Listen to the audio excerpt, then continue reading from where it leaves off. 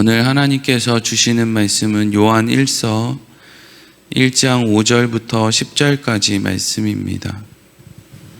요한 1서 1장 5절에서 10절까지 말씀 같이 읽겠습니다. 우리가 그에게서 듣고 너희에게 전하는 소식은 이것이니 곧 하나님은 빛이시라 그에게는 어둠이 조금도 없으시다는 것이니라.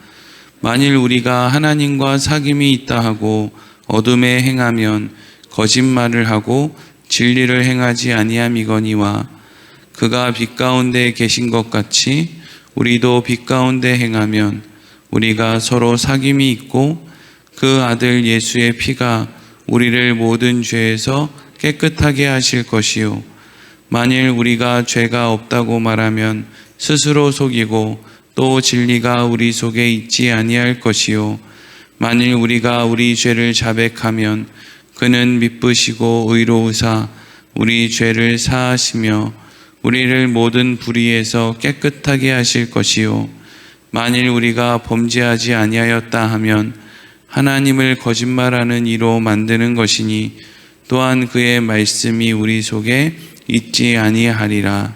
아멘. 오늘은 하나님은 빛이시라 하는 제목으로 말씀을 나누도록 하겠습니다.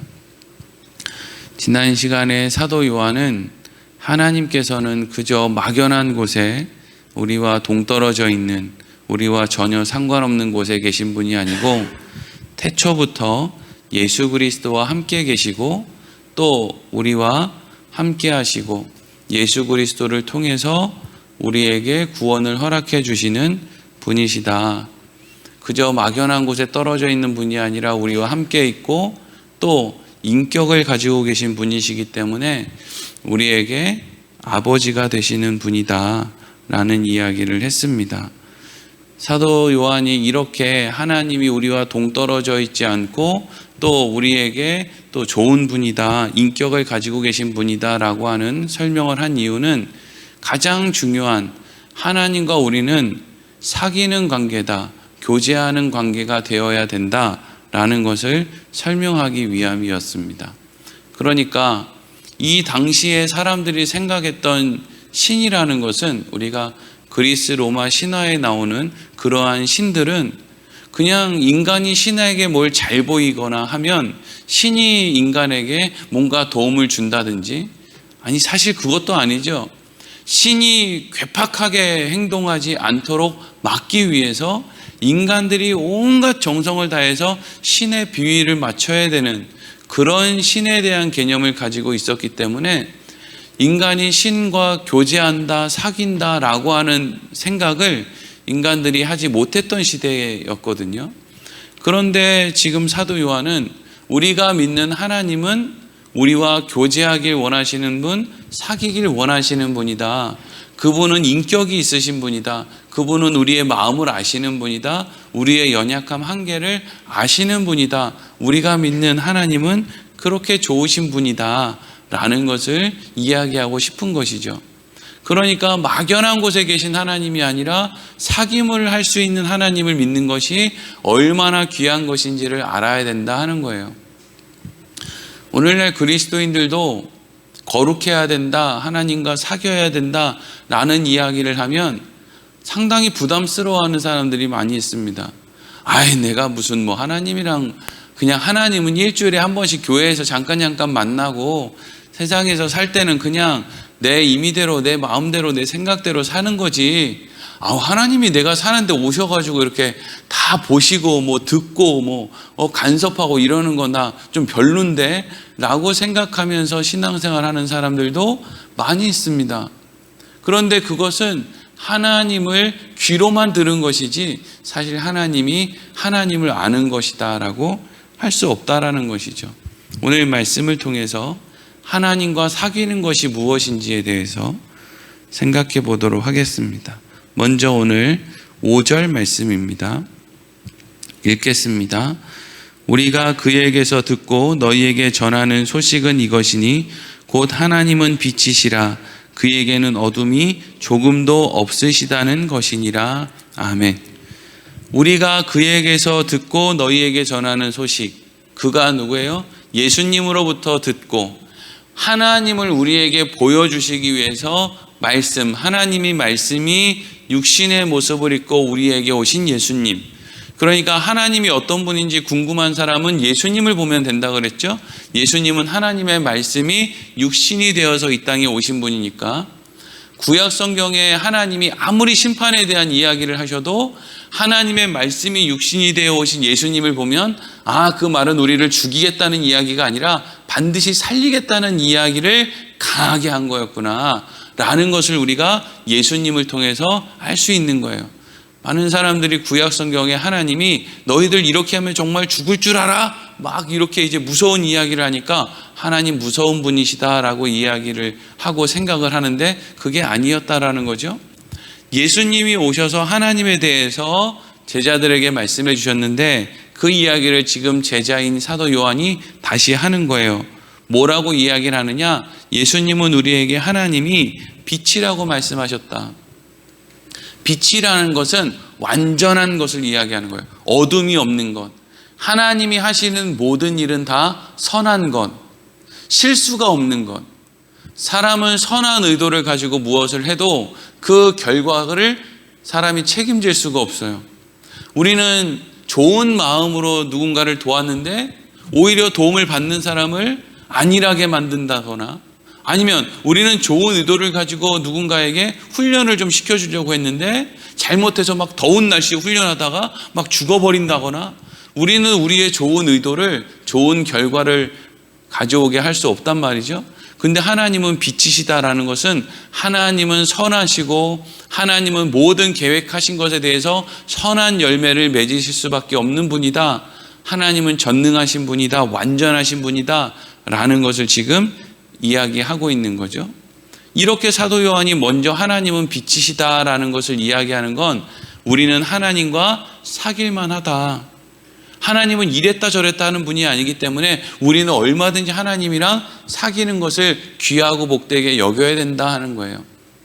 이 당시 사람들이 믿었던 신들, 우리가 언뜻 들어봤던 무슨 제우스 신, 무슨 바카스 신, 여러 가지 무슨 신들, 그 신화에 나오는 신들은요, 빛이 아니에요.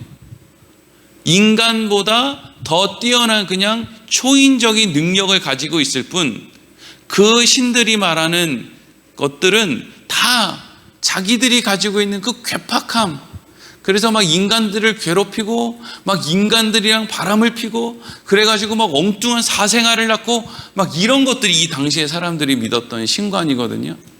그러니까 사람들에게 뭔가 신이랑 사귄다는 것도 사실은 그런 개념이 없는데 만약에 신이랑 사귀어야 된다, 사귈 수 있다라고 하는 말을 했을 때 사람들이 우리 그렇게 그런 신들이랑 사귀는 거 무서운데 그 신이 하루에도 12번씩 마음이 바뀌는데 그렇잖아요. 우리도 하루에도 12번씩 마음이 바뀌는 남편이나 아내랑 살면 살기 싫잖아요.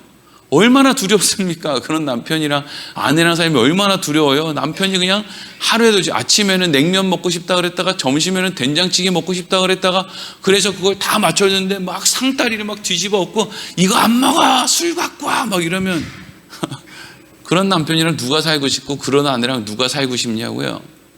그런데 만약에 그런 신이 있는데 그런 신, 막 그렇게 괴팍한데 능력까지 대단한 신이랑 우리가 사귀어야 된다. 그럼 누가 사귀겠냐고요. 그런데 사도 요한은 우리가 사귀어야 되는, 우리가 교제해야 되는 대상인 하나님은 그런 분이 아니다. 하나님은 온전한 빛이다. 괴팍하지 않다. 이렇게 변덕스럽지가 않다. 하나님은 완전한 선함이시고 그 하나님이 우리를 위해서 예수님을 보내주신 것을 통해서 우리에게 예수님 사랑을 확증하신 분이다라는 이야기를 하는 거죠. 그러니까 5절은 우리는 하나님과 충분히 사귈 수 있는, 교제할 수 있는 하나님은 그런 분이다라는 것이고 6절, 그럼 사귄다는 게 뭐냐? 6절 읽겠습니다. 시작. 만일 우리가 하나님과 사귐이 있다고 하고 어둠에 행하면 거짓말을 하고 진리를 행하지 아니함이거니와. 아멘. 자, 일단 이제 하나님은 사귈 만해 라고 해서 이제 사귐이 시작됐어요. 그래서 6절에 만일 우리가 하나님과 사귐이 있다고 하고 이렇게 사귐을 시작했어요. 그런데 사귐이 있다고 이야기는 했는데 어둠에 행하면 거짓말을 하고 진리를 행하지 아니하는 것이다, 이렇게 이야기를 하고 있죠. 뒤에 있는 것은 일단 조금 보류하고, 하나님과 사귄다라고 하는 것은, 하나님은 5절에서 뭐라고 그랬습니까? 빛이라고 했죠. 빛이신 하나님과 사귀면 우리가 어떻게 되겠어요? 빛 가운데 있겠죠. 우리가 빛이신 하나님과 함께해서 우리가 빛 가운데 있다라는 것은 두 가지를 의미하는 거예요. 하나는 이게 빛이로구나, 이게 선한 거구나, 이렇게 사는 거구나 라는 것을 하나님과 가까워지면 가까워질수록 알게 되는 거예요. 예수를 믿으면 마음이 편안하지 않아요. 왜냐하면 뭐가 옳은지, 내가 이렇게 하면 안 되는지, 내가 왜 용서하고 양보해야 되는지 라고 하는 생각이 자꾸 우리한테 준단 말이죠. 옛날 같으면 이기적이고 개인적이고 내 마음대로 내 욕심대로 막 행하고도 뭐 원래 다 이렇게 사는 거지, 뭐 이게 잘 사는 거지, 뭐 이렇게 하고 살았을 텐데, 빛 가운데 자꾸 거하다 보면 찝찝해. 하나님은 나한테 이렇게 안 하셨는데, 예수님은 나한테 이렇게 안 하셨는데, 분명히 예수님이 말씀 가운데 형제와 다툰 것이 생각나면 예배드리러 오지도 말라 그랬는데 찝찝해, 불편해, 이런 생각이 왜 우리한테 오는 거예요? 세상에 하나님을 알지 못하고 빛 가운데 있지 않는 사람들은 그런 고민 하지도 않아요. 그런데 왜 우리는 그런 고민을 해요? 빛 가운데 있기 때문이죠. 그러니까 빛이신 하나님 가까이 나아갈수록 우리는 뭘 아느냐? 내가 어떻게 살아야 되는구나, 내가 무엇을 잘못 생각하고 있구나 라는 것을 알게 돼요. 그리고 또 하나는, 그것을 알게 되면 알게 될수록 잘 사느냐? 그게 아니에요. 그게 두 번째를 알게 돼요. 빛 가운데 나아갈수록 어떻게 사는 건지 옳은지를 알게 되는데, 중요한 것은 아는 대로 살지 못하는, 나는 빛은 아니로구나 라는 것을 알게 되죠. 하나님의 빛을 맛보고 이렇게 사는 게 옳아라는 것을 알게 되므로 그렇게 살아야 된다라는 생각은 드는데, 내가 그렇게 살지 못하니까 아이쿠야, 나는 어둠에 불과하구나, 그래서 나는 예수님이 필요하구나 라는 것을 알게 된다라는 거예요. 여러분, 이게 하나님과 교제하는 거예요. 이게 오늘 성경이 이야기하고 있는 하나님과 교제하는 거라고요. 그래서 다시 6절을 보면, 우리가 하나님과 사귐이 있다고 하고 어둠 가운데 행하면 거짓말을 하고 진리를 행하지 아니함이거니와. 그러니까 빛이 뭔지를 알았으니까 우리가 빛대로 행해야 되는데, 그렇지 않으면 우리는 거짓말하고 진리를 행하지 않는 사람이에요. 그러니까 이건 다른 말로 하면, 거짓말하고 진리를 행하지 않으면 너네는 다 가짜야, 하나님이랑 사귀는 자가 아니야, 요걸 얘기하려는 것이 아니라, 우리가 빛 가운데 거하면 무엇이 옳은지 알아서 내가 제대로 못하고 있구나, 내가 거짓말하고 진리를 행하지 못하고 있구나, 이걸 알게 된다는 거예요. 그러니까 두 가지를 알게 된다는 거죠. 하나님이 빛이신 것과 내가 연약하다는 걸 알게 돼요. 그래서 7절에 우리는 어디로 가느냐 하면, 교제하는 사람들은 이리로 가요. 7절 읽겠습니다. 그가 빛 가운데 계신 것 같이 우리도 빛 가운데 행하면 우리가 서로 사귐이 있고 그 아들 예수의 피가 우리를 모든 죄에서 깨끗하게 하실 것이요. 아멘. 빛이신 하나님 앞에 우리가 나아갈수록 이게 빛이구나, 이렇게 살아야 되는구나. 그런데 나는 이렇게 못 사는데, 그러면 난 거짓말쟁이고, 나는 하찮은 사람, 나는 별 볼 일 없는 나쁜 사람인가? 그게 아니로구나. 그러니까 우리가 7절 뒷부분에 뭐라 그래요? 그의 아들 예수의 피가 우리를 모든 죄에서 깨끗하게 하실 것이요, 이렇게 되는 거죠. 그러니까 하나님과 교제하는 것은, 하나님은 빛이시기 때문에 우리가 하나님을 닮아서 날마다 빛처럼 살면 교제하는 거고, 빛처럼 살지 못하면 교제하지 못하는 거고, 이게 아니고, 우리는 어차피 빛으로는 못 살아요. 하나님이 아니니까. 하나님이 말씀을 통해서 이게 빛이야, 너희는 이렇게 살아야 돼. 그래서 우리가 빛 가운데 있으니까 그게 옳은 거구나, 이렇게 살아야 되지. 그런데 살다 보니까 사라지냐고요? 안 되니까 결론은 어디로 가요? 예수님 앞으로 우리가 피난처로 도망가는 거예요. 그게 우리가 하나님과 교제하며 이 땅에 사는 거예요. 그래서 다시 예수님에게 도망갔던 우리에게 빛이 또 비추면, 그래, 다시 한번 힘내보자, 다시 한번 우리가 아는 대로 한번 살아보자, 이제까지는 내가 세상에서 세상 사람과 같이 살았어도 오늘부터는 내가 다시금 또 한번 믿음으로 살아보자 이러고 또 하나님 앞으로 나가는 거예요. 근데 또 가서 아는 대로 또 살지 못하는 거예요. 그럼 또 어디로 가요? 예수님 앞으로 피신하는 가는 거예요. 계속 그 관계를 맺으면서 사는 거예요. 그 관계 안에는 사랑도 있고 용서도 있고 이해도 있고 우리는 하나님을 향한 기쁨도 있고 감사도 있고 그 관계가요. 그 안에 지식도 있고 지혜도 있고 그 안에 그게 다 있잖아요. 그래서 그게 하나님과 우리와의 교제예요. 그래서 하나님과 온전한 교제에 사귐을 하다 보면 우리의 믿음이라는 것이 커질까요? 작아질까요? 당연히 커지겠죠. 왜? 용서를 많이 받으면 받을수록 믿음은 커지는 거예요. 그렇잖아요. 부모님이 내가 어려서부터 그렇게 말을 안 들었는데 우리 아버지가 날 안 버리고 우리 어머니가 날 안 버렸어. 이게 자꾸 쌓이다 보면 나중에 자식들이 뻔뻔해지죠. 뻔뻔해진다는 게 뭔 말이에요? 너무 믿는다는 거죠. 너무 믿는다. 자식은 부모를 너무 믿는다. 그래서 아주 그냥 등골까지 뽑아가려고 한다. 왜 그렇게 자식이 부모의 등골을 뽑아가려고 그래요? 너무 믿어. 내가 이렇게 해도 우리 아버지는 주실 거야. 내가 이렇게 해도 우리 엄마는 줄 거야. 라고 하는 마음이 있기 때문이죠. 그리고 또 8절에서 10절까지 읽어보겠습니다.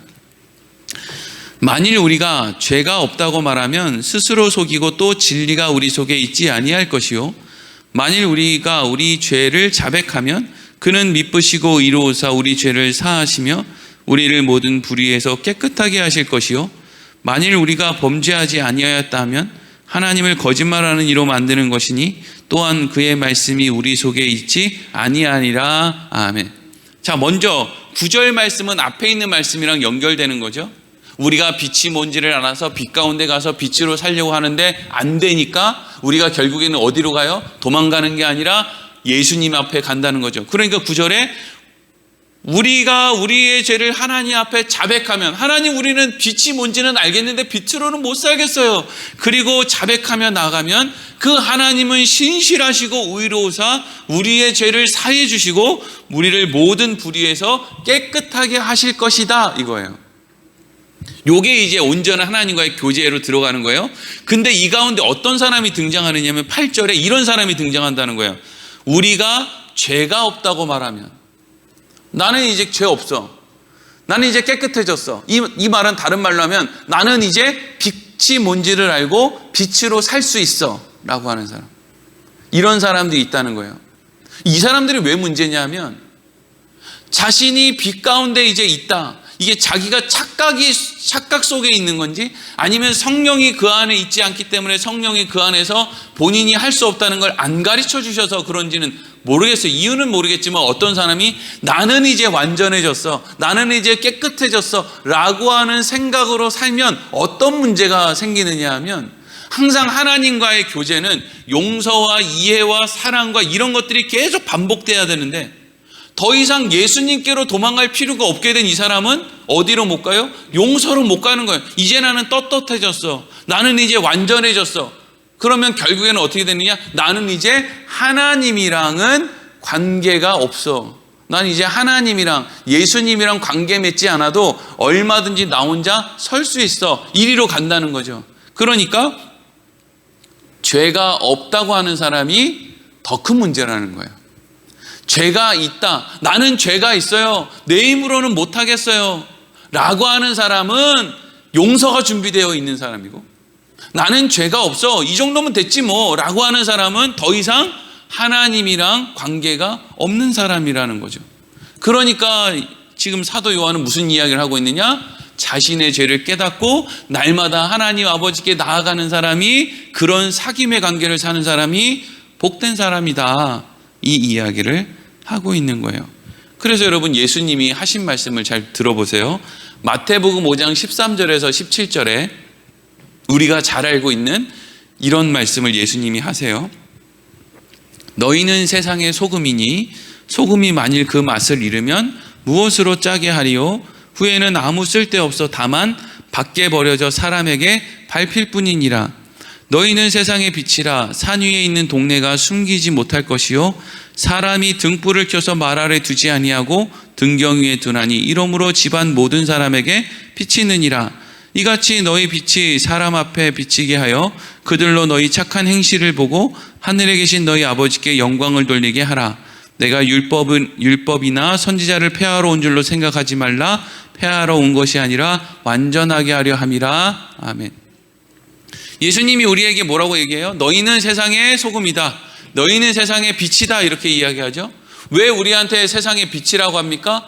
하나님이 빛이신데 그 빛이신 하나님이 우리에게 오셨기 때문이에요. 그래서 우리는 무엇으로 사는 것이, 어떻게 사는 것이 옳은지 세상 사람들은 모르는 영역을 우리는 알게 되는 거죠. 하나님 모르는 사람이 누가 예배를 드리며 하나님 모르는 사람이 무슨 기도를 합니까? 그러니까 우리는 하나님을 통해서, 빛이신 하나님을 통해서 우리도 빛이 된 거예요. 내 스스로 빛을 내라고 하지 않아요, 성경은.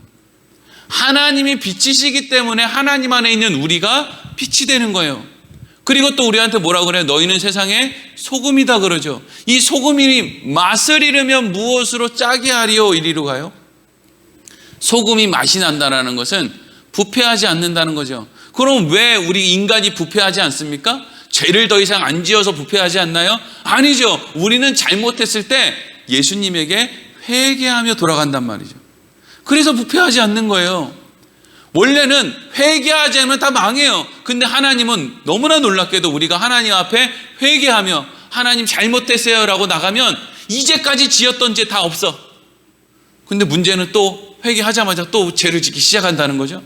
근데 계속 그렇게 회개를 하다 보니까 우리가 어떻게 돼요? 부패하지 않고 망하지 않고 사는 거예요. 그래서 우리가 빛과 소금이에요. 그럼 이 빛과 소금, 우리가 이 빛과 소금이라는 이야기를 방금 읽었던 17절에서 뭐라고 하고 있느냐? 이게 율법이요 선지자다 이래요. 성경이 하고 싶은 이야기가 바로 이거다라는 거죠. 하나님과 교제하는 거. 그게 우리가 빛이 되고 소금이 되는 거. 뭐 세상에 나가서 무슨 뭐 봉사 많이 하고 뭐 선교 많이 하고 이래서 빛과 소금이 되는 게 아니라 우리가 하나님, 빛이신 하나님과 함께하는 거, 그래서 우리가 하나님과 교제하는 거, 잘못됐을 때 부패하지 않게 하나님에 가서 용서를 구하는 거, 이 모든 사귐을 통해서 우리가 하나님과 하나 되는 거, 이게 성경이 이야기하는 선지자요 율법이다 이거예요. 안 어렵죠? 네. 이렇게 하나님과의 사귐을 쉽게 설명하는 건 국내 부요 온누리교회밖에 없어요. 네. 요즘에 하루에 20명도 안 듣지만 뭐 어떻겠어요. 택함 받은 사람이 20명밖에 안 되는 걸. 지금 사도 요한이 이런 이야기를, 사귐의 이야기를 이렇게 자세하게 해주는 이유는요, 이 당시에 어떤 사람들이 있었느냐 하면, 이게 뭐 제가 좀 어려워서 이런 말을 잘 안 하려고 하는데 어쨌든 이게 뭐 중요하니까 영지주의자라는 사람들이 있었어요. 이 사람들이 웃긴 건 뭐냐면요, 이 사람들은 내가 그 신의 이름을 알면, 내가 그 신의 사상이나 논리를 알면, 나는 그 신의 사상이나 논리를 알기 때문에 나는 이제 구원받았어, 나는 이제 그 신의 능력을 이제 힘입을 수 있어 라는 식의 생각을 하는 사람들이 있었어요. 참 웃기는 사람이죠. 근데 이게 오늘날 그리스도인들도 되게 비슷해요. 나는 하나님을 알아. 나는 예수님이 나의 죄를 구원해 주신 걸 알아. 이게 신앙생활의 끝인 거예요. 이런 사람들이 있었어요. 내가 오늘날 하나님과 교제하고 오늘 나의 육신을 가지고 어떤 일을 하고 이런 식으로 발전해 가는 건 관심이 없어요. 이미 나는 구원 받았어 이러고 그냥 마음대로 사는 걸 신앙생활이라고 생각하는 거예요. 여러분, 물론 이걸 구분을 잘해야 돼요. 물론 우리가 구원받은 건 우리가 오늘 어떻게 사느냐에 따라 결정되는 건 아니에요. 예수님이 십자가에서 죽으심으로 우리는 구원을 받은 거예요. 그런데 하나님이 말씀하시는 신앙생활은 예수님이 우리를 구원하는 십자가에서 죽으신 걸로 끝난 게 아니에요. 여기서 멈추면 이거는 가짜예요. 그 이후에 하나님과 교제가 남아있어요. 이 땅에서, 그러니까 예수님이 십자가에서 죽으심이 우리의 것이다, 나의 것이다 라는 것을 확인시킨 다음에 하나님이 천국에 데리고 가는데, 예수님의 십자가가 나의 것이다 라는 것을 우리에게 어떻게 확인시킨 다음에 천국으로 데리고 가시느냐? 그게 이 땅에서 하나님과 교제하는 거예요. 교제가 뭐라 그랬죠? 빛이신 하나님을 통해서 우리가 빛이 무엇인지를 알고 그럼에도 불구하고 내가 빛대로 살아갈 수 없다는 걸 알고 그래서 나의 피난처이신 예수님께로 도망가고 이러한 우리의 일상을 살아가게 되는 사람에게 예수님이 십자가에서 죽으신 것이 의미가 있는 것이지, 하나님과 전혀 교제가 없는 사람이 나 옛날에 교과서에서 배웠어, 옛날에 우리 아버지가 하는 이야기 귓너머로 들었어, 근데 나 그거 알기는 해, 근데 그건 뭐 그런 거지 그래 내가 그거 알고 있어, 나 그거 죽을 때 천국 가겠지, 나 예수 아니까, 이런 식으로 사는 사람에게 그 십자가의 사건이 자기의 것이라고 생각하면 안 된다는 거예요. 반드시 십자가의 사건이 나의 것이 된 사람에게는 하나님과의 교제의 사건이 따라온다는 거예요. 왜요? 하나님은 멀리 초월적으로 계신, 우리와 상관없는 생각을 가지신 분이 아니라 늘 나와 함께 하시고 늘 인격적으로 우리와 동행하시는 분이기 때문이다라고 이야기하고 있는 거죠. 어떻게 나와 함께 하시고 인격적이시고 선하신 분이 우리가 나 예수님 옛날에 죽은 거 알고 있어 라고 하는 생각을 그저 가만히 갖고 사는 우리를 내버려 두겠습니까? 간섭을 하시겠죠. 뭐가 빛인지 알려주시겠죠. 그리고 잘못했을 때 빨리 너 반성하라고 이야기하시겠죠. 이게 하나님과 교제란 말이에요. 이런 삶을 사는 사람이 진짜 신앙생활을 하는 사람이지, 막연한 어떤 이해를 가지고 그러니까 그런 철학, 그런 사상 가지고 있으니까 나 구원받은 거지 라는 식의 생각을 가지고 있는. 근데 오늘날에도 그런 여러 이단들이 많이 있어요. 난 더 이상 죄 지어도 아무렇지 않아, 이런 어차피 난 예수님이 나를 위해 죽었으니까 나는 오늘 내 마음대로 살아도 난 괜찮아, 이런 식의 논리를 갖고 있는 그 영지주의에서 흘러내려온 사상을 가지고 있는 이단들이 오늘날도 많이 있다고요. 그러한 말의 논리들이 어떨 때는 그럴듯하게 보일 수 있지만, 그러나 하나님은 이 땅에서 오늘 살아가고 있는 우리에게 우리와 교제하기를 원하신다 라는 것이죠. 오늘 말씀 이렇게 마치도록 하겠습니다.